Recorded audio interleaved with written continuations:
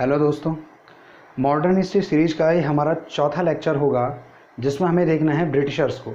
और ब्रिटिशर्स में क्या हमें देखना है, ब्रिटिशर्स की प्रारंभिक सफलताओं को।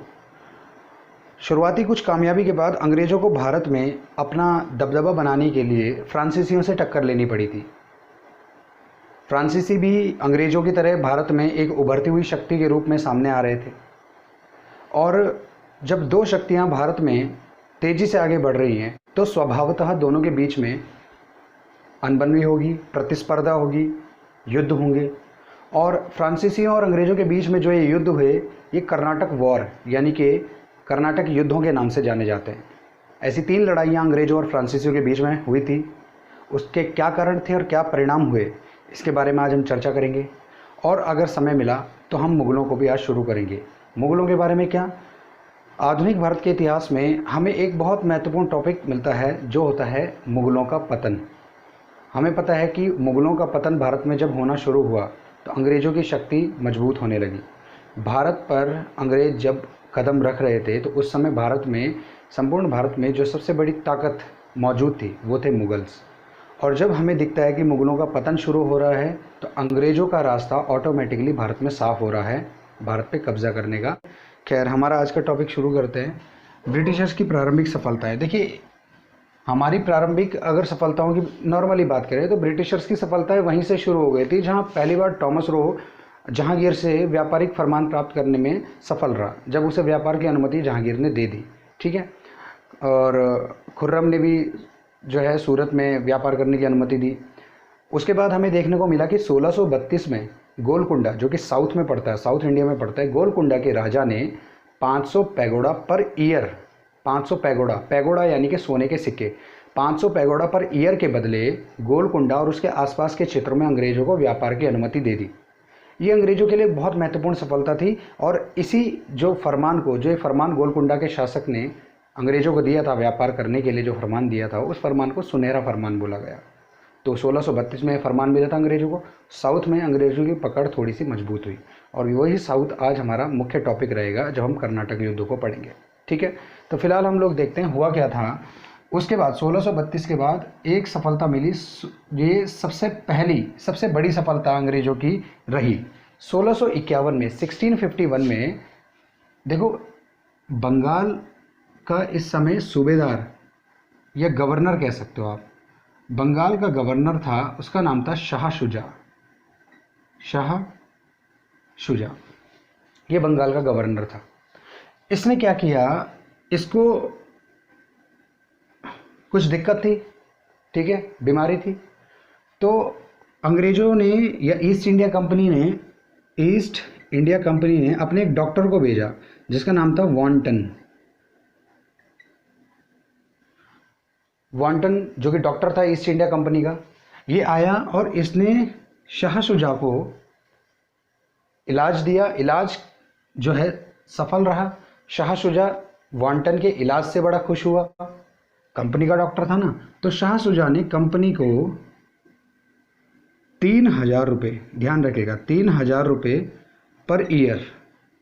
देखो, 3000 उस समय के हिसाब से बहुत ज़्यादा होते थे। ठीक है। तो 3000 रुपये प्रति वर्ष के बदले बंगाल, ध्यान से देखिए, बंगाल, बिहार और उड़ीसा, बंगाल, बिहार और उड़ीसा में व्यापार की अनुमति दे दी।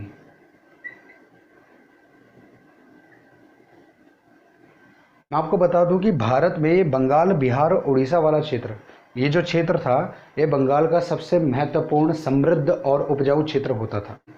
और ये समृद्ध क्षेत्रों में जब अंग्रेज़ों को व्यापार की अनुमति मिली तो अंग्रेज़ों को इससे काफ़ी आर्थिक लाभ पहुंचा। अब ध्यान से देखिए, जब अंग्रेज़ों को इन क्षेत्रों में व्यापार की अनुमति मिल गई तो यहाँ अंग्रेज़ अपनी कोठी बनाएंगे। तो पहली कोठी 1651 में ही कहाँ बनी, बंगाल में। बंगाल की उस जगह का नाम ध्यान से देखिए, पूछ सकता है आपसे, हुगली में। तो अंग्रेज़ों ने बंगाल में, या हम कह सकते हैं कि ईस्ट में, पूर्व में पड़ता है, ये पूर्वी क्षेत्र हैं भारत के। ठीक है, पूर्वी क्षेत्र हैं। तो कह सकते हैं कि भारत के पूर्वी क्षेत्र में पहली जो फैक्ट्री उन्होंने लगाई वो 1651 में लगाई। कहाँ लगाई, हुगली में। हुगली में अंग्रेजों ने या बंगाल में अपनी पहली फैक्ट्री स्थापित की 1651 में। और इसी साल स्थापित करने का एक कारण क्या है कि क्योंकि उनको व्यापार की अनुमति मिल चुकी है इन क्षेत्रों में, ठीक है। खैर, ये 1651 की घटना है। इसके बाद की जो घटना है वो हम देख सकते हैं क्या कि इसे हटाना पड़ेगा, एक सेकेंड, देखिए ये नाम याद कर लीजिए, जॉन चार्नक। 1668 में फैक्ट्री स्थापित करने के उद्देश्य से, ठीक है, 68 में। अब देखो बंगाल वाले इतने बड़े एरिया में, बंगाल, बिहार, उड़ीसा में इनको व्यापार की अनुमति मिली है, फैक्ट्री से स्थापित करेंगे। एक तो मैंने बता दी है उन्होंने 1651 में ही हुगली में स्थापित कर दी थी। अब 1668 में उन्होंने इस क्षेत्र में फैक्ट्री लगाने के उद्देश्य से 3 गांव खरीदे। इसने, जॉन चार्नक ने 3 गांव खरीदे, जिनमें से एक का नाम था सुतानती, गोविंदपुर और कोलकाता। जॉन चार्नक ने 1668 में फैक्ट्री लगाने के उद्देश्य से ये 3 गांव खरीदे। इन 3 गांवों को खरीदने के बाद फैक्ट्री यहां पर बनानी है, तो इसकी किलेबंदी की, ध्यान से समझिए, इसकी किलेबंदी यानी कि यहां पर एक फोर्ट बनाया। फोर्ट यानी कि किला, सुरक्षा के लिए, सुरक्षा तो चाहिए ना, फैक्ट्री है, बड़ी फैक्ट्री बना रहे हैं। और ये जो इन्होंने किला बनाया, इस किले का नाम रखा उन्होंने फोर्ट विलियम। फोर्ट यानी किला, विलियम, फोर्ट विलियम नाम से इन्होंने इसकी किलेबंदी कर दी।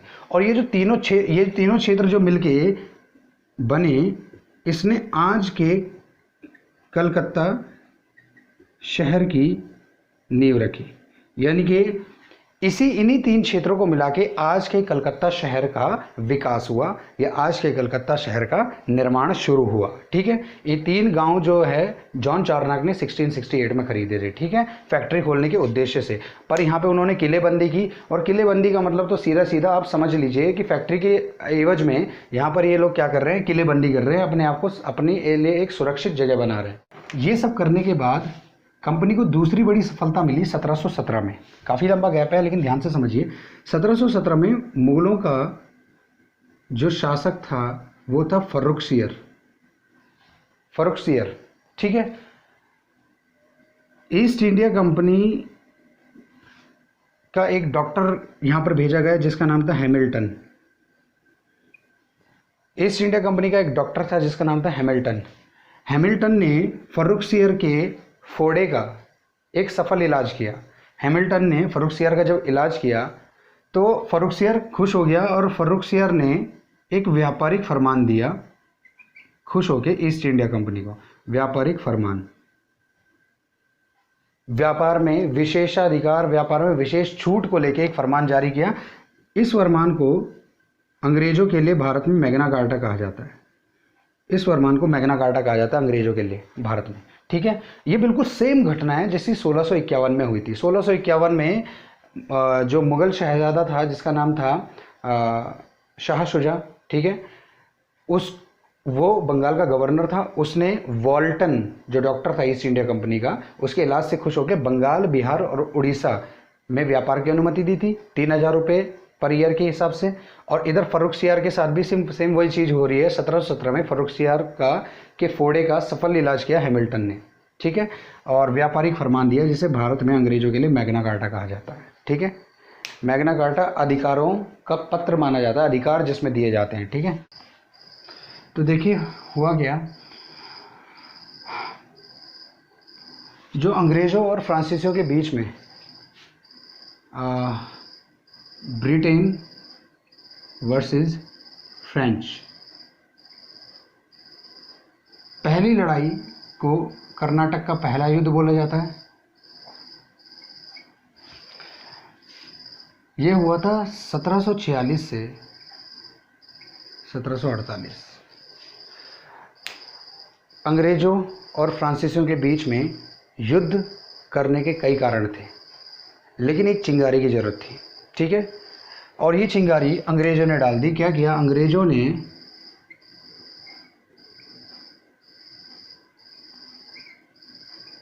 ऐसे समझिए, अंग्रेज़ों ने फ्रांस, ये फ्रांस का जहाज़ जा रहा था अरेबियन सी यानी कि अरब सागर में, अंग्रेज़ों ने फ्रांसीसियों के जहाज़ पर कब्जा कर लिया। फ्रांसीसी जहाज़ पर जब इन्होंने कब्जा कर लिया अंग्रेज़ों ने, तो भारत में वैसे ही फ्रांसीसी गवर्नर जो इस समय था, मैंने बताया था आपको, डुप्ले है, और डुप्ले वैसे ही बहुत ताक में था, ठीक है, अंग्रेज़ों को भारत से उखाड़ फेंकने के लिए। लेकिन कोई वैलिड रीज़न होना चाहिए कि लड़ाई शुरू कर सकें। अंग्रेज़ों ने जब ये हरकत कर दी, फ्रांसीसियों के जहाज़ को कब्जा लिया, ठीक है, तो डुप्ले ने युद्ध की घोषणा कर दी। 46 से युद्ध शुरू हुआ। अब देखो युद्ध में डुप्ले का सीधा सीधा ये था कि अंग्रेज़ों की भारत में इस समय जो सबसे महत्वपूर्ण सेंटर है या कॉलोनी है वो है मद्रास में। तो डुप्ले ने मद्रास को निशाना बनाया। डुप्ले ने मॉरिशस का गवर्नर था, एक मॉरिशस का गवर्नर था जिसका नाम था लॉ बॉर्डन। इसकी सहायता से डुप्ले और इसने मद्रास पे अटैक किया और मद्रास को फ्रांसीसियों ने जीत लिया। अब ये जीत सीधी जीत दिख रही है, लेकिन इसके बीच में देखो एक घटना और घटी थी, क्योंकि कर्नाटक युद्ध सिर्फ इस जीत पे ही ख़त्म नहीं होता, इसके बाद भी कुछ और घटना घटी थी, उसका संबंध यहाँ बीच में है। देखो क्या हुआ था कि एक मैं बता देता हूँ, एक था कर्नाटक का नवाब था एक, और कर्नाटक के नवाब का नाम था अनवरुद्दीन। कर्नाटक का नवाब था अनवरुद्दीन। कर्नाटक के नवाब अनवरुद्दीन ने, जब ये लड़ाई चल रही थी, आपको पता 46 से 48 यानी कि 2 साल की लड़ाई है, 1-2 दिन की लड़ाई नहीं है, तो इतने लंबे संघर्ष में यह है कि प्रजा, जनता, ये सब लोग भी थोड़े से तंग हो जाते हैं, इन्हें भी प्रॉब्लम होती है। 10 चीज़ें, लड़ाइयों से तो कभी किसी का फ़ायदा नहीं होता, जिस जगह लड़ाई हो रही है उस जगह भी हाहाकार मचेगा, ठीक है, खून खराबा ये सब है। तो कर्नाटक का नवाब था अनवरुद्दीन, इसने जो है इस युद्ध के बीच में अंग्रेज़ों और फ्रांसीसियों को दोनों को लताड़ा था, दोनों को सलाह दी थी, दोनों को बोला था कि देखो यार, इस तरीके से भारत में आके लड़ाइयाँ मत करो यहाँ पर, ठीक है, और ये भारत में ये जो है भारत की शांति को भंग मत करो, भारत में शांति स्थापित करने में सहयोग करो, ना कि यहाँ पर शांति भंग करो। अब होता क्या है कि इस बीच में जब ये आदेश निकालता है, तो डुप्ले, जिसको पता था कि ये लड़ाई होगी तो मद्रास को जीत लेगा, डुप्ले को यकीन था कि वो युद्ध जीतेगा 100%, तो उसने क्या किया, जब उसको ये यकीन था कि वो युद्ध जीतेगा, तो उसने अनवरुद्दीन को समझाया, देखो ऐसा है भाई साहब, आप हमें युद्ध करते रहने दो, डुप्ले बोल रहा है अनवरुद्दीन से, आप युद्ध करते रहने दो, और मैं मद्रास को जब जीत लूँगा तो मद्रास को जीत के आपको दे दूँगा। अब अनवरुद्दीन भी खुश, उसको क्या दिक्कत है, वैसे ही ये ताकतवर लोग हैं, अब इनको डंडे से मार के तो चुप नहीं करा सकता ना अनवरुद्दीन, आदेश निकाल दे, वो नहीं मानते तो नहीं मानते। लेकिन जब उन्होंने एक अच्छा ऑफर कर दिया, डुप्ले ने बोल दिया कि मद्रास जीतेंगे और मद्रास को जीत के आपको दे देंगे, अनवरुद्दीन मान गया, उसने कुछ फिर प्रतिक्रिया उसके बाद नहीं दी। अब होता क्या है कि मद्रास को जब डुप्ले ने जीत लिया, तो मद्रास जीतने के बाद डुप्ले मुकर गया, उसने अनवरुद्दीन को मद्रास देने से साफ मना कर दिया, ठीक, अब फिर पंगा होगा। अब क्या हुआ कि फ्रांस और अनवरुद्दीन के बीच लड़ाई हो गई, पंगा हो गया, युद्ध हुआ। फ्रांसीसियों के पास 250 फ्रांसीसी सैनिक थे प्लस कुछ 700 सैनिक इंडियन थे, यानी कि इनकी सेना थी लगभग 950 की। अनवरुद्दीन के पास 10,000 के सैनिक थे। देखने से ही पता लग रहा है कि युद्ध कौन जीतेगा, लेकिन ऐसा हुआ नहीं। फ्रांसीसियों की 950 की टुकड़ी ने, इस छोटी सी टुकड़ी ने अनवरुद्दीन के 10,000 सैनिकों को धूल चटा दी। अनवरुद्दीन इसमें पराजित हो गया और परिणाम, फ्रांसीसियों की पावर भारत में बढ़ गई, दबदबा बढ़ गया, फ्रांसीसियों की श्रेष्ठता स्थापित हो गई, अंग्रेजों को हरा के मद्रास छीन लिया था, अनवरुद्दीन को हरा के अपनी शक्ति दिखा दी थी, बस अब इन्हें रोकने वाला कौन था। तो पहला कर्नाटक युद्ध, वैसे तो बोला जाता है, देखो अब एक ट्रीटी हुई, संधि को देखने के बाद आप बोलोगे कि जीता कौन असल में, तो उसके बारे में भी बात करते हैं। देखो जो कर्नाटक युद्ध जब हो गया, ये सब चीज़ें हो गई, फ्रांसीसी जीत गए, तो एक संधि हुई अंग्रेज़ों और फ्रांसीसियों के बीच में, जिसमें संधि में फ्रांसीसियों ने, जैसे होता है ना, जीत गए तो जैसे वापस कर दिया, क्या, अंग्रेज़ों को मद्रास वापस कर दिया, ठीक है, पावर दिखानी थी अंग्रेज़ों को, दिखा दी, जीतना था जीत गए, कर्नाटक के राजा को हरा दिया, छोटी सी टुकड़ी ने इतने बड़ी सेना को हरा दिया, फ्रांसीसी को जो साबित करना था वो साबित कर लिया, ठीक है, ताकतवर है, ताकतवर साबित कर दिया। तो एक संधि हुई अंग्रेज़ों और फ्रांसीसियों के बीच में, जिसमें फ्रांसीसियों ने अंग्रेज़ों को मद्रास वापस कर दिया, ठीक है।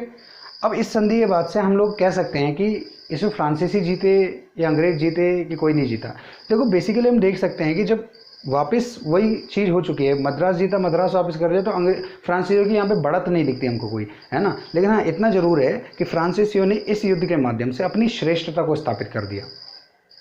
ठीक है, तो पहला युद्ध हम मोटे मोटे तौर पे कह सकते हैं बिल्कुल कि फ्रांसीसी ही जीते थे। ठीक है, वैसे तो साफ साफ लिखा रहता है कि फ्रांसीसी जीते, लेकिन हम बात कर रहे हैं युद्ध के परिणाम की। ठीक है, तो आपको जो दिख रहा है उसके हिसाब से मैं आपको बता रहा हूँ। अब देखते हैं कर्नाटक का दूसरा युद्ध। कर्नाटक का जो सेकेंड वॉर है वो 1749 से और 54 तक चला था, 54 तक।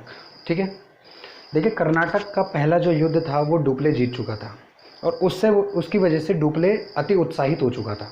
ठीक है, बहुत ज़्यादा वो एक्साइटेड था और इसी एक्साइटमेंट में उसने क्या किया कि धीरे धीरे अपने दायरे पार करने शुरू किए। जैसे कि उसने क्या किया कि भारत की जो राजनीतिक स्थिति थी, राजनीतिक जो गतिविधियाँ थी उसमें हस्तक्षेप करना शुरू कर दिया।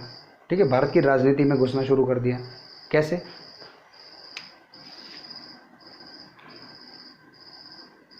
डुप्ले जो कि फ्रांस का गवर्नर है, इसने क्या किया, इसने देखा दो जगह कुछ गड़बड़ चल रही थी। एक था कर्नाटक, एक था हैदराबाद।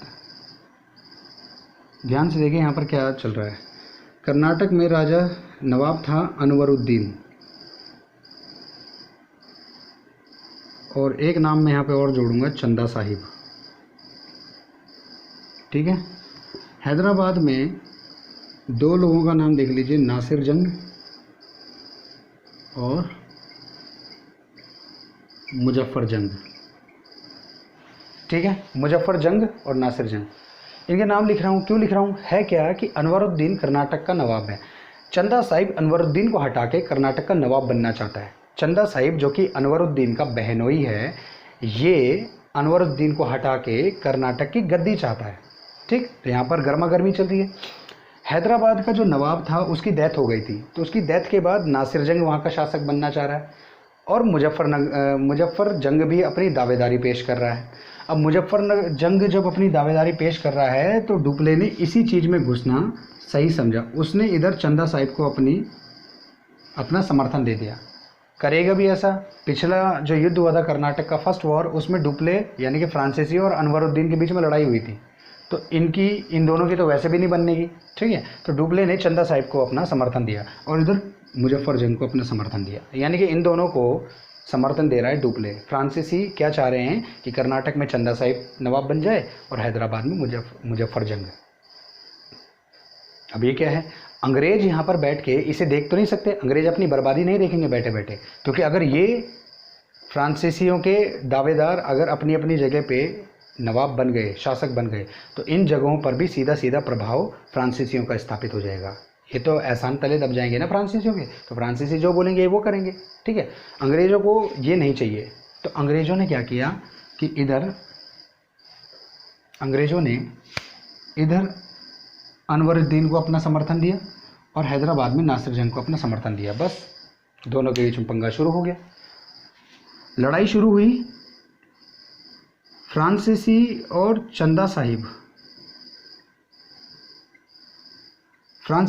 साहिब ने मिलकर युद्ध के पहले ही वर्ष 1749 में अनवरुद्दीन को हरा दिया और मार दिया। अनवरुद्दीन 1749 में मारा गया। ठीक, इसके बाद क्या हुआ कि अगले ही साल 1750 में, अगले ही साल 1750 में नासिर जंग भी युद्ध में मारा गया। तो ये तो गड़बड़ हो गई। अंग्रेज़ों के दोनों दावेदार मर चुके हैं, दोनों दावेदार हार चुके और मर चुके, गड़बड़ होगी। यानी कि डुप्ले इस समय भारत में अपनी पावर की पीक पे चल रहा है। डुप्ले की शक्ति इस समय चरम पे चल रही है इंडिया में, बहुत पावरफुल हो चुका डुप्ले, दिख रहा है वो यहाँ पे युद्ध में भी दिख रहा है। अंग्रेज़ों के प्रेशर भी दिख रहा है कि अंग्रेज़ों के ऊपर क्या प्रेशर आ चुका है और कितना प्रेशर अंग्रेज़ों के ऊपर है। मामला वहाँ पे पलटा जहाँ पे अनवरुद्दीन का एक बेटा था जिसका नाम था मोहम्मद खां। मोहम्मद खां यहाँ जब अनवरुद्दीन को हरा रहे थे तो मोहम्मद खां किसी तरीके से भाग गया और भाग के इसने तिरुचिरापल्ली में शरण ली। तिरुचिरापल्ली के किले में जाके छुप गया मोहम्मद खां। ठीक है, फ्रांसीसियों और चंदा साहिब को मोहम्मद खां को भी निपटाना था। जब तक इसके वारिस को, इसके बेटे को नहीं हटा देते तब तक वो नहीं मानेंगे पूरी तरीके से कि कर्नाटक उनके कब्जे में हो चुका है। कल को ये तख्ता पलट करने आ गया अंग्रेजों के साथ मिलकर, क्या हो जाएगा, बहुत दिक्कत हो जाएगी। तो फ्रांसीसियों ने तिरुचिरापल्ली को घेर लिया। तिरुचिरापल्ली को घेर लिया तो अब क्या होता है कि इस चक्रव्यूह को कोई नहीं भेज सकता। तो अंग्रेज यहाँ पे फिर से आए आगे, और अंग्रेज़ों का जो एक सेनापति था, मैं नाम लिख रहा हूँ, उसका नाम है रॉबर्ट क्लाइव। बहुत ताकतवर, बहुत बुद्धिमान व्यक्ति था। ठीक है, क्लर्क के रूप में आया था, ईस्ट इंडिया कंपनी के क्लर्क के रूप में आया था भारत में, और बाद में सेनापति बन बैठा अपनी काबिलियत से। ठीक है, प्लासी की लड़ाई भी इसी ने जिताई थी अंग्रेज़ों को, और बंगाल पे अधिकार हो गया था इनका। ठीक है, देखो रॉबर्ट क्लाइव ने यहाँ पर चक्रव्यूह भेजना शुरू कर दिया। ये तिरुचिरापल्ली के घेरे को रॉबर्ट क्लाइव जीतता तो जा रहा है, लेकिन अभी भी उसको लगता है कि वो मजबूत स्थिति में नहीं है। तो रॉबर्ट क्लाइव ने एक यहाँ पर बहुत ज़बरदस्त जो है दाव खेला। उसने क्या किया, अर्काट पे अटैक कर दिया। अर्काट क्या है इसको समझ लो। अर्काट कर्नाटक की राजधानी, अर्काट कर्नाटक की राजधानी है। रॉबर्ट क्लाइव ने यहाँ फ्रांसीसियों पे प्रेशर बनाने के लिए, दबाव बनाने के लिए रॉबर्ट क्लाइव ने दूसरी तरफ अटैक कर दिया, एक क्या, अर्काट पे, जो कि कर्नाटक की राजधानी थी। अब आप खुद ही देखिए, सारी लड़ाई कर्नाटक और हैदराबाद को लेके चल रही है। ठीक है, यहाँ तिरुचिरापल्ली पे घेरा डाल के फ्रांसीसी कर क्या लेंगे, यहाँ पे जमे रह के अंग्रेज़ों को हरा के यहाँ पे क्या कर लेंगे। उधर तो अंग्रेज़ों ने अर्काट जीत लिया, अर्काट को जीत लिया जब अंग्रेज़ों ने, तो इस युद्ध की कोई वैल्यू नहीं रहेगी, इस लड़ाई की कोई वैल्यू नहीं रहेगी। जब यहाँ पे अर्काट पे अंग्रेज़ों का कब्जा हो गया तो सीधे सीधे दूसरा कर्नाटक वॉर अंग्रेज जीत गए। इस अर्काट की विजय ने अंग्रेज़ों को जिता दिया भारत में। सिंपल सी बात समझ लीजिए, समझ में आ रहा है। यहाँ पर रॉबर्ट क्लाइव का दिमाग चला। ठीक, तो अब क्या होगा, हमने देख लिया कि दूसरा कर्नाटक युद्ध कौन जीता, अंग्रेज जीते। इतनी ज़बरदस्त लड़ाई अंग्रेज़ों ने यहाँ अर्काट में की। ठीक है, तो अब इसके वजह से हुआ क्या कि जो डुप्ले था, डुप्ले को फ्रांसीसी गवर्नमेंट ने वापस बुला लिया। जीता हुआ युद्ध हरा दिया, जीता हुआ युद्ध हार गया, जैसे भी हारा, नाक कटा दी, है ना। जितना चाहिए था उससे ज़्यादा की ख्वाहिश रखेगा। फ्रांसीसी गवर्नमेंट ने डुप्ले को वापस बुला लिया और गवर्नर चेंज हो गया। अब अगला गवर्नर जो बन के आया फ्रांसिस, उसका नाम था गोंडेहू।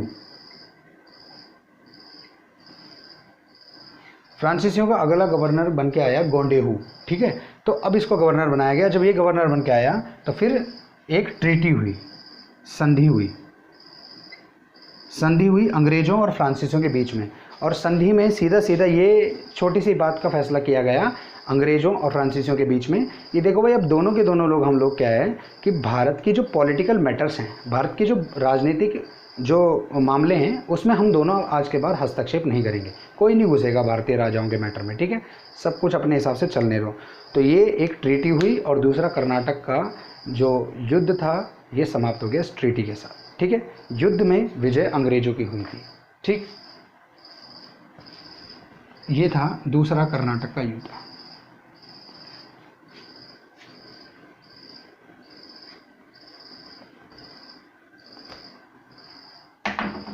अब देखिए कर्नाटक का तीसरा युद्ध।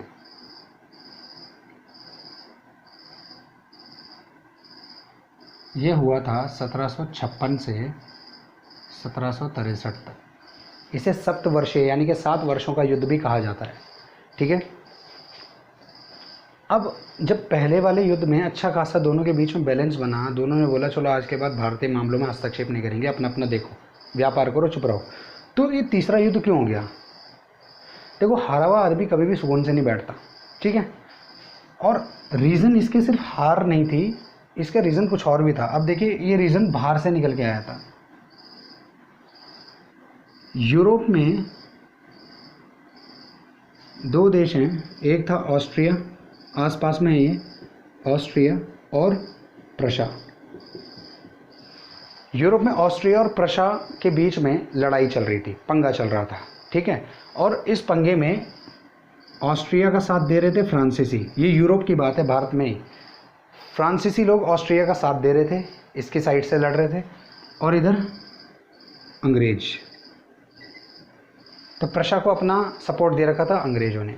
तो वहाँ पर एक हिसाब से ऑस्ट्रिया और प्रशा के बीच की लड़ाई के चक्कर में फ्रांसीसी और अंग्रेज यूरोप में लड़ रहे हैं, यूरोप में इनकी लड़ाई चल रही है, तो भारत में इसका पूरा पूरा असर देखने को मिला। उसके पहले हुआ क्या कि भारत में जो तत्कालिक कारण था वो था रॉबर्ट क्लाइव। रॉबर्ट क्लाइव ने फ्रांसीसी की जो बस्ती थी, मैंने बताया था आपको, बहुत महत्वपूर्ण बस्ती चंद्रनगर बंगाल में थी, चंद्रनगर पे कब्जा कर लिया। रॉबर्ट क्लाइव ने चंद्रनगर पे कब्जा कर लिया, और चंद्रनगर फ्रांसीसियों की बहुत महत्वपूर्ण बस्ती थी, ठीक है। और ये तो तत्कालिक कारण है, लेकिन इसका असर भी था। जो वहाँ पर जो आग फैली हुई थी उसकी चिंगारी भारत में भी पहुँच गई, और रॉबर्ट क्लाइव ने चंद्रनगर पे कब्जा कर लिया, फ्रांसीसियों की बस्ती थी, बस तुरंत युद्ध शुरू हो गया। जब रॉबर्ट क्लाइव की इस हरकत का जो पता है फ्रांस तक पहुंची, जब ये खबर पहुंची कि रॉबर्ट क्लाइव ने ऐसा कर लिया, फ्रांसीसियों की बस्ती पे कब्जा कर लिया है, तो फ्रांस की जो सरकार थी उन्होंने अपने गवर्नर के साथ फ्रांसीसियों का एक बहुत बड़ा दस्ता भेजा, ठीक है, सेना का। गवर्नर का नाम था काउंट डी लाली, ठीक है, ये गवर्नर का नाम है काउंट डी लाली। काउंट डी लाली के साथ एक फ्रेंच सैनिक दस्ता भेजा और अटैक करने के लिए, ठीक है। होता क्या है कि काउंट डी लाली पहले तो सफल हो रहा है भारत में, पहले तो काउंट डी लाली अच्छे से सफल हो रहा है भारत में। प्रारंभिक छोटी मोटी सफलताओं के बाद इसका सामना हो गया अंग्रेज सेनापति आयरकूट के साथ। आयरकूट वर्सेस काउंट डी लाली, इन दोनों के बीच में लड़ाई हुई। लड़ाई थी वांडी वॉश की लड़ाई।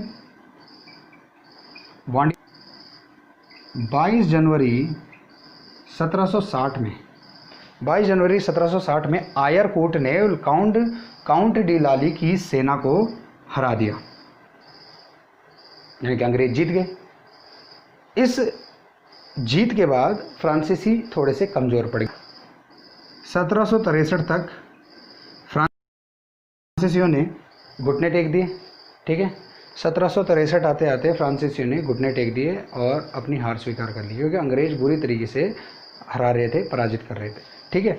आयरकूट का विशेष योगदान है। अगर आयरकूट यहाँ नहीं जीता, वांडी वॉश की लड़ाई अगर आयरकूट नहीं जीतता, फ्रांसीसियों को यहाँ पर नहीं हराता, तो मैंने आपको बताया कि काउंट डी लाली प्रारंभिक रूप से जीत रहा था, अच्छी सफलताएं हाथ लग रही थी, धीरे धीरे जो है अंग्रेजों को छुटपुट तरीके से हरा रहा था। लेकिन आयरकूट जब आया सेनापति के रूप में और वांडी वॉश की लड़ाई जीतता है 22 जनवरी 1760 में आयरकूट जब ये लड़ाई जीतता है वांडी वॉश की, तो फ्रांसीसी कमज़ोर पड़ गए और 1763 तक खींचतान के जब युद्ध चला, तो लास्ट में 1763 आते आते 1763 में फ्रांसीसियों ने हार मान ली, घुटने टेक लिए, बुरी तरीके से हार गए फ्रांसीसी। और इतनी बुरी तरीके से हार गए कि अब फ्रांसीसियों के बस का इसके बाद अपनी जो है अंग्रेज़ों के साथ अपना पंगा जारी रखने की अब ताकत नहीं है। तो अब एक संधि हुई जो बहुत महत्वपूर्ण संधि है, नाम था, ध्यान से देखिए, पेरिस की संधि। पेरिस में हुई है, ठीक है। ये पेरिस की संधि हुई थी 1763 में। 1763 में पेरिस की संधि हुई और इस संधि के परिणाम स्वरूप क्या हुआ कि अंग्रेज़ों ने फ्रांसीसियों को सिर्फ एक जगह दी, पांडिचेरी, ये पूरी तरीके से दे दी। इसके अलावा जो कुछ और जगह फ्रांसीसियों की थी वो वापस की, लेकिन छुटपुट तरीके से, थोड़ी बहुत बंदिशों के साथ ली, ठीक है। और पांडिचेरी पूरा वापस कर दिया और ये बोल दिया कि आज के बाद आप लोग भारत में अपनी सेना नहीं रखोगे, एक बात। दूसरा, भारत पे जिस भी जगह पे हो उस जगह तुम किलेबंदी नहीं करोगे, किला नहीं बनाओगे। किलेबंदी का मतलब सीधा सीधा ये होता है कि अपने आप को सुरक्षित करना। सुरक्षित कौन करेगा? जो युद्ध करना चाह रहा होगा। युद्ध होगा तो अपने आप को सुरक्षित कर लिया किले के अंदर, ठीक है। तो एक तो आप किलेबंदी नहीं करोगे, किलेबंदी का मतलब हो गया कि किला बनाना, सेना रखना, ये सारी चीज़ उसी के अंदर आ जाती है। तो आप ना तो सेना रखोगे ना किलेबंदी करोगे। इस एक शर्त के साथ पेरिस की संधि हुई और कर्नाटक का तीसरा वॉर जो है ये ख़त्म हुआ और भारत में फ्रांसीसियों का पतन हो गया इस तीसरी लड़ाई के साथ। अंग्रेज़ों की यहाँ पर श्रेष्ठता स्थापित हुई और अब अंग्रेज़ों के सामने सिर्फ एक ही चुनौती थी भारत में, भारत के राजा। भारत के जिन राजाओं को उन्हें हराना था उस राजाओं को हरा के उन्हें भारत पर अपना कब्जा जमाना था। ठीक है, फ्रांसीसियों की चुनौती इस तरीके से अंग्रेज़ों ने ख़त्म की। कुछ चीज़ें इसमें बहुत कंफ्यूजिंग होती, कुछ आधी अधूरी चीज़ें, ठीक है, लेकिन हमें उनकी तरफ ध्यान नहीं देना, हमने मेन चीज़ों को देखना है। ठीक, तो इन तीनों युद्धों के बाद अब हम देखेंगे अपने नए टॉपिक को, यानी कि ब्रिटिशर्स।